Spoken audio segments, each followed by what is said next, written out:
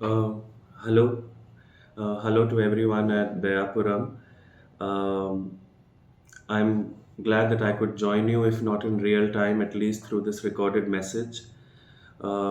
You've taken on very big subjects. You're thinking about the world as it looks like after the pandemic, and especially us who are in higher education.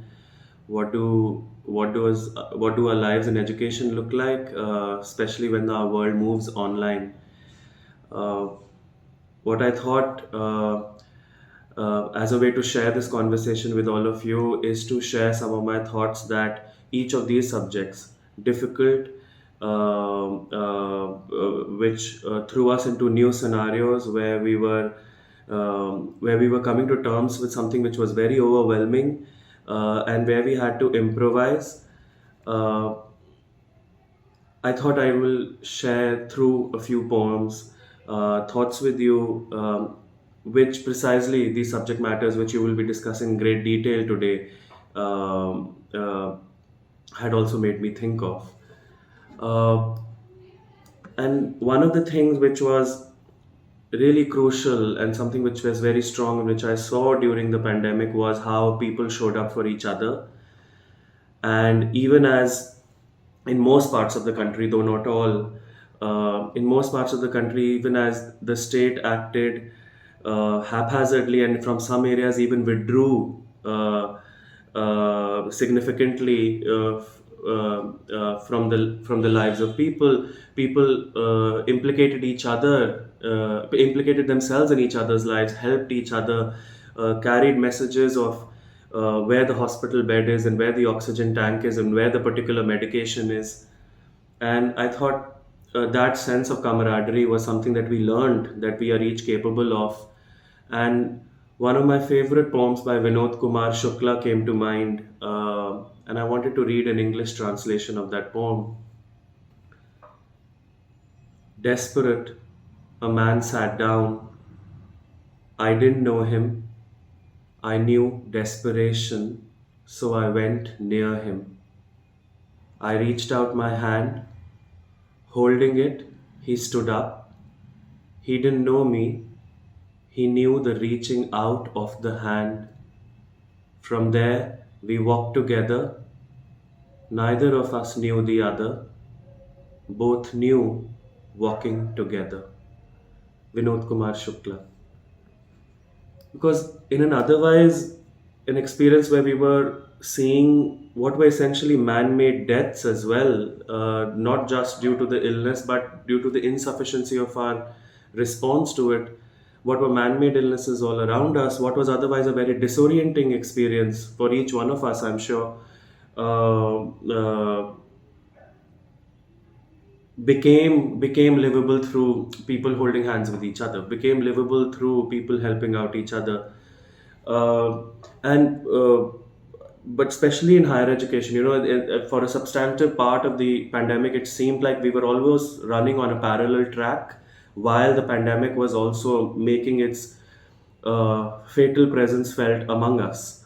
And one of the early poems that I had written during the pandemic tries to think about and tries to capture that sense of disorientation, especially in the university. It's called We Send and Receive Minor Admin Emails. We send and receive minor admin emails as if the world is not ending around us. The IT services directs me to the assessment division. The assessment division reminds me to attach the dean's approval letter. The dean's approval letter can be easily sourced from the school consultant. It's quite a run of the mill, simple process. Will get figured, nothing to worry about. Nothing to worry about. Outside the work inbox, I keep count of the steroid dosage on my prescription. Outside the prescription, far, far out, a new sticker reads, Grieving daughter jumps on father's body during COVID cremation. And I think it was precisely that, COVID, what it did was it exposed all the deep, deep fault lines that existed in our society about who has access, who does not has access, who has social privileges through their caste and class status, who does not have those social privileges. Uh, each of those fault lines stood exposed to us, and meanwhile, it's almost as if one discourse was happening in a vacuum, because suddenly during this time we also found uh, in a kind of affluent strata this conversation on, what should be your coping mechanisms in the times of corona, and how to spend your leisure time that you suddenly find yourself with. And it seemed that discourse just seemed so hollow, considering everything that was happening across the cross sections in our society.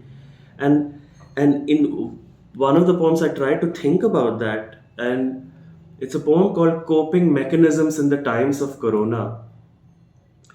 Exercise with simple home equipment. Before it assumes equipment, assumes a home. Work from home assumes both. Sneaking out for a walk takes for granted a place to sneak back in. Simple recipes to try on your own needs a stove and cooking oil and veggies someone has grown and grain. Learning a new skill keeps stimulating your brain. Taking a new course all need leisure. Finding pleasure in solitude somehow still, despite all promises and luck, needs a full stomach. And and it seemed that in slowly but surely, different sort of state governments and the central government came with different sets of responses to the pandemic, and yet each of us found that we were ill prepared for it, right?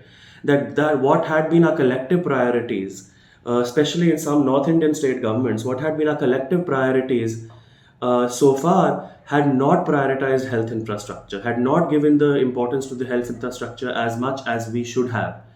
um, and our discourse seemed to, and especially during the pandemic, several Western interests also found a time that it was an opportune time for them to continue to polarize society, especially on the lines of religion.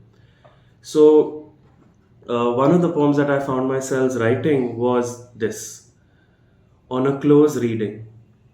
On a close reading of the Essential Services Maintenance Act enacted by Parliament to provide for the normal life of community, and having thoroughly searched its items such as, for example, water supply, food grains, postal, telephone, hospitals, dispensaries, electricity, ports, customs, railway, it was noticed, much to our dismay, that statues, even the world's tallest, were not listed.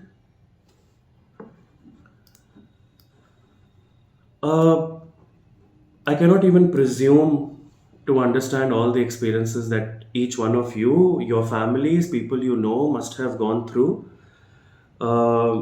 Having gone through that illness and finding people who showed up uh, in wonderful and unexpected ways, I was also trying to make sense of what sometimes very fairly monumental sets of griefs people were being put through.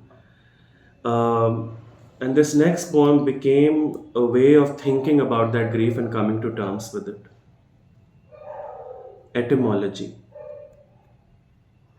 Grief comes from grevere, burden, the weight you carry, the holding on to land beneath your feet, unmistakable like its skin, gravity. Sadness comes from the old side, sated, weary, the sense of the last hour, the wilting of mountain grass, the unexpected density of stars, the restlessness of your head on the arms of enough.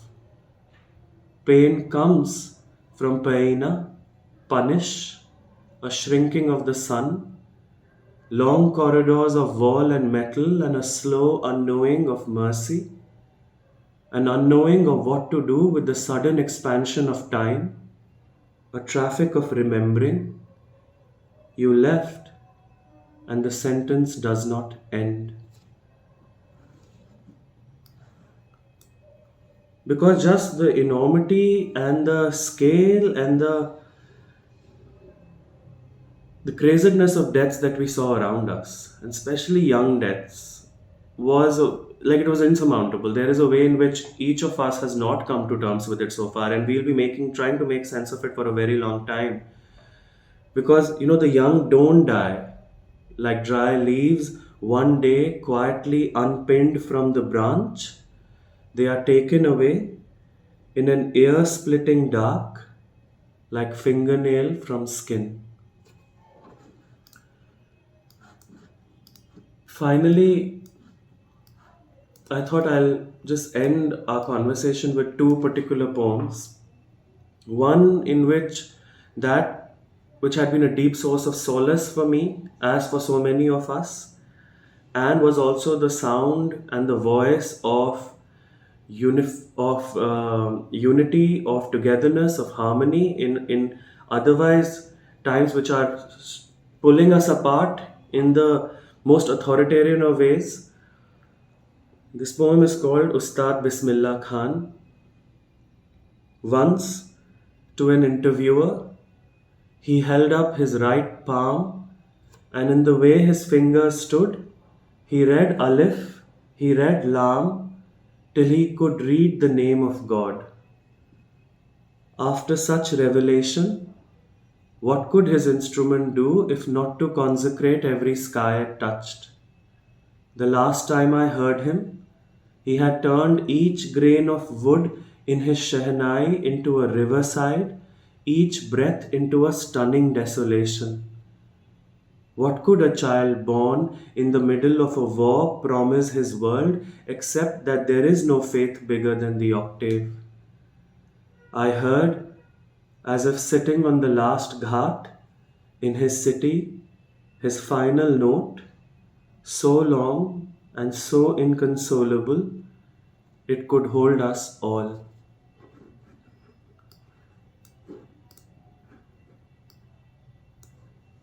I want to end with a very small poem which tries to repose hope in something which has always given me hope, uh, and hopefully will uh, collectively